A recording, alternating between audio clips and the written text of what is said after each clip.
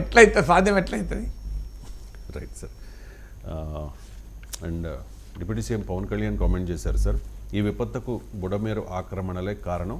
So Hydraa తరహా operation ఆంధ్రాలో కూడా అంటే ఆక్రమణలు ఉన్న చోట మేము స్టార్ట్ చేయబోతూ ఉన్నాం. అండ్ హైడ్రా ఒక మంచి ఆపరేషన్ అంటూ రేవంత్ రెడ్డి చేసిన ఈ పనిని అభినందిస్తూ ఉన్నారు సార్. అండ్ ఇక్కడ చాలామందికి వచ్చే డౌట్, భారతీయ జనతా పార్టీ జనసేన పార్టీకి మిత్రపక్షంగా ఉంది. తెలంగాణలో భారతీయ జనతా పార్టీ నాయకులు హైడ్రాను అపోజ్ చేస్తున్నారు, ఎస్పెషల్లీ ఈటెల రాజేందర్. కానీ పవన్ కళ్యాణ్ ప్రశంసిస్తూ ఉన్నారు. పవన్ కళ్యాణ్ ఈ హైడ్రా మీద ఏం మాట్లాడారు ఒకసారి బయట? అంటే ఇది హైడ్రా, మనకి హైడ్రా లాంటి వ్యవస్థ ఇప్పుడు ఒకటి prevention is better then cure కదండి. అని ప్రతిసారి ఏం చేస్తాం మనం, వైలేషన్స్ జరిగే వరకు మనందరం వెయిట్ చేసేది. మనందరికీ నేను మాట్లాడినప్పుడు కూడా బ్లైండ్గా వైసీపీ చేసేసిందో లేదా వీళ్ళు చేసి మేమే మాట్లాడలా. అట్లీస్ట్ మీరు వచ్చి కరెక్ట్ చేయాలి కదా. నేను నిన్న మాట్లాడింది అందుకే it will become a social issue అని చెప్పాను. చాలామంది ఆర్థిక పరిస్థితులు చిన్న భిన్నం అయిపోతాయి. అలాంటి వాళ్ళకి ఏం చెప్పాలి ముందే, ఇది చాలా స్ట్రిక్ట్ గైడ్లైన్స్. అందుకనే bureaucracy should be extremely alert and powerful. వాళ్ళ బాధ్యత వాళ్ళు నిర్వర్తించాలి. అందుకని ఇప్పుడు రేవంత్ రెడ్డి గారు ముఖ్యమంత్రి వచ్చి ఇప్పుడు ఏమంటారు, కొట్టేస్తూ ఉంటారు. ఆయన చేస్తున్నారు రైటే. సో వాళ్ళకు కూడా ఇబ్బంది, అంటే మాకు భవిష్యత్తులో అందుకే ఇప్పుడు నేను కరెక్ట్ చేయాలనేది మేము చాలా నిబద్ధత అనుకుంటున్నాం. సో అందుకని ఎలా చేయాలనేది మీకు తెలియజేస్తాం. మనం అందరం ఇన్ఫర్మేషన్ షేరింగ్ చేసుకుంటాం ఖచ్చితంగా మీతో. ఇప్పుడు పవన్ కళ్యాణ్ మీద నా మీద నేను హైడ్రా పైన మాట్లాడింది కూడా సేమ్ పవన్ కళ్యాణ్ మాట్లాడాను. ఇంకా ఆయన ఇంకెక్కువ మాట్లాడు, స్ట్రిక్ట్గా ఉండాలి, బ్యూరోక్రాట్లు పవర్ఫుల్గా ఉండాలి అన్నాడు. నేను ఇంకా ఆయన ఇంకా గట్టిగా నాకన్నా గట్టిగా చెప్పాడు. నన్ను మరి భుజాన మోస్తున్నాడు రేవంత్ రెడ్డిని. రేవంత్ రెడ్డి చాలా గొప్పోడు అంటున్నాడు. మరి పవన్ కళ్యాణ్ కూడా గొప్పోడు అంటున్నాడు రేవంత్ రెడ్డిని. పవన్ కళ్యాణ్ జనసేన ఎన్డీఏలో భాగస్వామి, మరి రేవంత్ రెడ్డి కాంగ్రెస్ ముఖ్యమంత్రి. అంటే ఒక మంచి పని అన్నప్పుడు ఎవరికైనా మంచి పనే కదా, అది వేరే ఉండదు కదా. ఇప్పుడు దీన్ని ఏమంటారు, వాటర్ బాటిల్ అంటారు. బీజేపీ వాళ్ళకైనా ఇది వాటర్ బాటిలే, కాంగ్రెస్ వాళ్ళకైనా వాటర్ బాటిలే, కమ్యూనిస్టులకైనా వాటర్ బాటిలే కదా. లేదు ఇది వాటర్ బాటిల్ కాదు వుడెన్ బాక్స్ అవుతుందా ఓ పార్టీ వాళ్ళకు? నాకు అర్థం కాదు.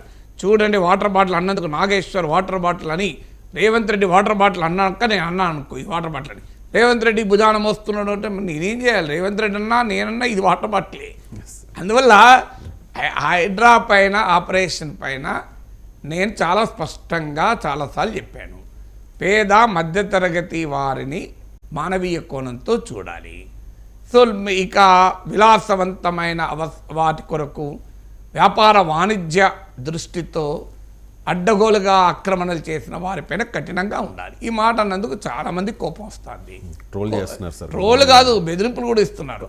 ఎందుకు అంటే మొన్న ఎవరో కాల్ చేసినట్టున్నారు కదా సార్. అదే ఇలా అన్ని రకాల వాళ్ళు ఉన్నారు. నేను వీటికి భయపడేంత వాడిని కాదనుకోండి, చాలా చాలా అనుభవాలు ఉన్నాయి. కానీ చెప్తున్నా, అసలు నేను ఏం తప్పు చేశాను, ఏం పాపం చేశాను, పేద మధ్యతరగతి ప్రజలకు నష్టం జరగద్దు అని ఇంత క్లియర్గా అన్నాను.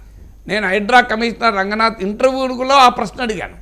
ఆ ప్రశ్న అడిగి ఆయనతోనే చెప్పించాను, మేము 100% ముట్టుకోము అని. కానీ ఈ ఆక్రమణల పైన పడితే నా మీద పడుతున్నారు. అది కూడా విచిత్రం ఏంటంటే, కొట్లాడాల్సింది రేవంత్ రెడ్డి మీద కాదు, నా మీద కొట్లాడుతున్నారు. ఇప్పుడు హైడ్రా ఆపరేషన్ చేయిస్తున్నది రేవంత్ రెడ్డి కదా, నేను కాదు కదా. అంటే నాగేశ్వర్ అనేవాడు ఒక బలమైన ప్రజాభిప్రాయాన్ని హైడ్రాకు అనుకూలంగా నిర్మిస్తున్నాడని నా మీద ఆరోపణ. నాకు ఫోన్ చేసిన వాళ్ళు అదే అంటారు, ఏం నువ్వు చేయబట్టి రేవంత్ రెడ్డి ఇంకా గట్టిగా అంటాడు, కూల్చుతా అంటాడు, నువ్వు పబ్లిక్ ఒపీనియన్ క్రియేట్ చేస్తాను అంటాడు. మరి ఇలా పవన్ కళ్యాణ్ అన్నాడే, పవన్ కళ్యాణ్ నాకన్నా 100,000 రెట్లు ఎక్కువ ప్రజాభిప్రాయాన్ని క్రియేట్ చేయగలిగేవారు కదా. పవన్ కళ్యాణ్కి ఉన్న సామర్థ్యంలో నేనెంత? మరి ఇప్పుడు పవన్ కళ్యాణ్ ఏమంటారు చెప్పండి? నాగబాబు ఇంతకుముందే ట్వీట్ చేశాడు 2 రోజుల క్రితమే. ఇవాళ సాక్షాత్తు ఎన్డీఏ ప్రభుత్వంలో ఉప ముఖ్యమంత్రి, బీజేపీకి చాలా సన్నిహిత మిత్రపక్షం. ఆ మాటకొస్తే బీజేపీలో కూడా ఒకే అభిప్రాయం లేదు. రంగనాథన్ రావు, రాజాసింగ్ లాంటి వాళ్ళు మద్దతు ఇచ్చారు కదా. బీజేపీ అధికారికంగా ఒక ఒపీనియన్ ఏం చెప్పలే నాకు తెలిసినంతవరకు ఇప్పటివరకు. సో అందువల్ల వాళ్ళేమి హైడ్రాను వ్యతిరేకిస్తూ భారతీయ జనతా పార్టీ తీర్మానం చేసిందా? చేయలే కదా. సో అందువల్ల రాజకీయ పార్టీలలో స్పష్టత ఉండాలి, ఏ వైఖరి తీసుకోవాలి అని. నా వైఖరి ఒకటే, పేద మధ్యతరగతి ప్రజల సమస్యను మానవీయంగా చూడండి. వారిని మీ ఇష్టం వచ్చినట్టుగా, ఎందుకంటే వారు నిందితులు కారు, వారు బాధితులు. నేను చాలాసార్లు చెప్పాను, వాళ్ళు నిందితులు కాదు, వాళ్ళు బాధితులు అన్నాడు. సో నిందితులను బాధితులను ఒకే రకంగా చూస్తావా? కానీ గండిపేటలోకి, హిమాయత్ సాగర్లోకి పెద్ద పెద్ద ఫామ్ హౌజులు కట్టుకొని అందులోకి తమ వ్యర్థ పదార్థాలు, విసర్జిత పదార్థాలు వదిలేస్తున్న వారిని క్షమించాలి అంటే అది అమానుష్యం కదా. సో చెరువులు ఆక్రమించి వరదల వల్ల పేద మధ్యతరగతి ప్రజల ఇళ్లను ముంచేస్తున్న వారిని ఎందుకు క్షమించాలి? ఇప్పుడు పవన్ కళ్యాణ్ అన్నది అదే కదా, బుడమేరులో చాలా ఆక్రమణలకు గురయ్యాయి. ఆక్రమించింది ఎవరు? సామాన్యుడా? పేదవాడు ఆక్రమిస్తాడా? ఆక్రమించేదేమో పెద్దలు, అనుభవించేది ఎవరు? ఇవాళ సింగనగర్లో, విజయవాడలో ఎవరు అనుభవిస్తున్నారు? 1 టౌన్లో సామాన్యుడు అనుభవిస్తున్నాడు. అంటే పెద్దల ఆక్రమణల వల్ల సామాన్యుడు దెబ్బతింటున్నాడు. ఇప్పుడు హైడ్రా కూడా కన్వెన్షన్ విషయంలో హైడ్రా కమిషనర్ చెప్పింది అదే కదా. ఆడ కన్వెన్షన్ తుమ్మిడికుంటలో FTL బఫర్ జోన్ ఆక్రమించి కట్టడం వల్ల ఆడ అయ్యప్ప సొసైటీ దగ్గర మిగతా చోట ఆ ప్రాంతాల్లో పేద మధ్యతరగతి వాళ్ళ ఇల్లు మునిగిపోతున్నాయి వరద వచ్చినప్పుడల్లా. అంటే ఈ మాట అన్నందుకు నా మీద మరి కోపం వస్తే నేనేం చేయగలను? ఇలాంటి కోపానికి నేనేమి వెనకాడేవాని కాదు. నా స్టాండ్ ఎప్పుడైనా ఒకటే, విలాసవంతమైన వ్యాపార వాణిజ్య ఆక్రమణలన్నింటినీ తొలగించాల్సింది. అంటే ఆక్రమించుకొని 100 కోట్లు సంపాదించుకుందాం అనుకునే ఆక్రమణలు ఎందుకు ఎలా చేయాలండి? అదొకటే కాదు, చెరువులే కాదు, పార్కులు, ప్రభుత్వ స్థలాలు, ఏదో ఒక ఇల్లు లేదు, హైదరాబాద్లో రెంట్కు ఉండలేము, కూలి నాలి చేసుకోవడానికి ఏదో ఊరి నుంచి వచ్చాడు, 50 అడుగుల ల్యాండ్లో గుర్తేసుకున్నాడు. అతన్ని 10 ఎకరాల్లో ఫామ్ హౌస్ కట్టుకొని ప్రభుత్వ భూమిలో పార్కులు ఆక్రమించుకున్నాను ఒకే రకంగా చూస్తామా? ఇది అన్యాయం కదా. ఈ పేదవాడి గుడిసెను చూపెట్టి ఆ ఫామ్ హౌస్ను రక్షిస్తున్నారు. ఇప్పుడు సమస్య అది. ఈ పేదవాడి గుడిసెను చూపెట్టి చెరువులో వెంచర్ వేసినటువంటి ఒక బిల్డర్ మోసాలకు బలైపోయిన ఒక మధ్యతరగతి జీవి ఆక్రందనను చూపెట్టి ఇవాళ చెరువులు ఆక్రమించుకున్న పెద్దలు బయటపడదామని చూస్తున్నారు. అందుకే నాలాంటి వాళ్ళు ఇంత గట్టిగా మాట్లాడుతున్నాం. రేపు రేవంత్ రెడ్డి వెనక్కి తగ్గినా నిలదీస్తాం. గట్టిగా మాట్లాడేది అందుకే. మాకు హక్కు ఉంటుంది రేవంత్ రెడ్డి వినదే ప్రభుత్వానికి. కానీ ఇవాళ పత్రికలో కూడా చూశాను, సొంత పార్టీలో కూడా పొలిటికల్ ప్రెషర్స్. నమస్తే తెలంగాణలో వచ్చింది సార్.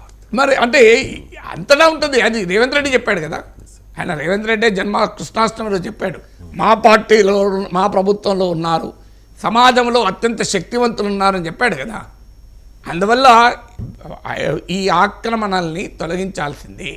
దీనిపైన ఎవరు ఎన్ని బెదిరించినా నా వ్యాఖ్యల్లో మార్పు రాదు, నా మాటల్లో తేడా రాదు. పేద మధ్యతరగతి ప్రజలు నిందితులు కారు.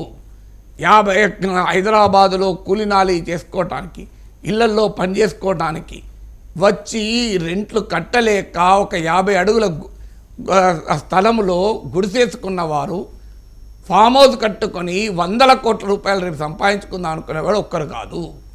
వెంచర్లో ఒక బిల్డర్ చేసిన మోసానికి బలైపోయి ఒక ఇల్లు కట్టుకుని బ్యాంకులో లోన్ తీసుకుని ఇల్లు కట్టుకున్న మధ్యతరగతి జీవి ప్రభుత్వ పార్కులు, చెరువుల్ని ఆక్రమించి నిర్మాణాలు చేసిన ఆక్రమణదారుడు ఒక్కరు కాదు.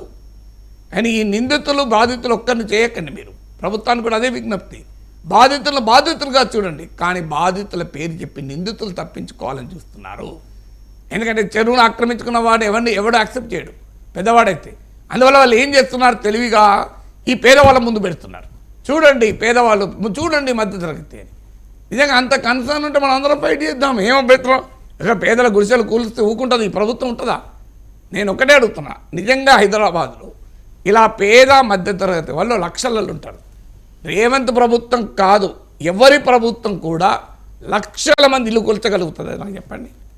ప్రాక్టికల్గా సాధ్యమా? ప్రజలు ఊరుకుంటారా? తిరుగుబాటు చేయరా?